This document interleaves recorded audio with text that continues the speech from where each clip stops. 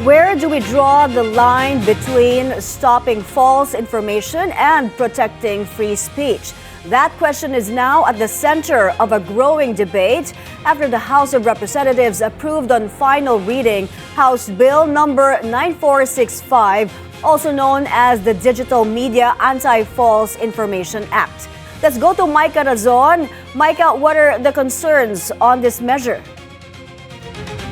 During a discussion organized by the Council for People's Development and Governance, or CPDG, the group expressed strong opposition to Bill 9465, or the Digital Media Anti-False Information Act, warning that it could threaten civic space and freedom of expression. According to CPDG, the bill is being pushed through without enough consultation with stakeholders and could put human rights advocacy work at risk. The group also raised concern over the proposed role of the DICT, arguing that placing the government at the center of determining what counts as truth could lead to overreach. In summary, kung ano ang House Bill 9465, nagpapalaganap ito ng isang mekanismo na state-directed and platform-enforced censorship. So, state-directed dahil ang gobyerno magdedetermine kung ano yung katotohanan.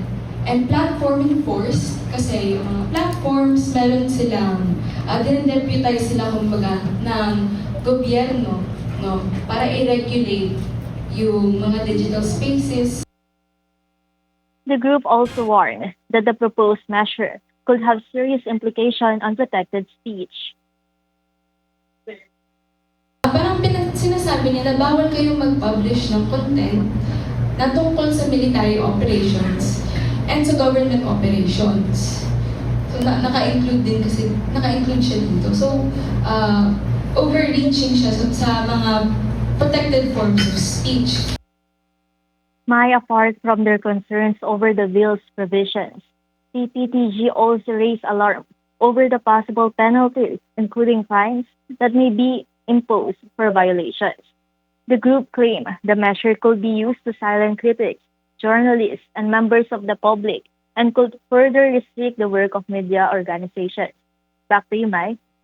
Micah, given these concerns, what do they want to see before this bill moves forward? Yes, Mai.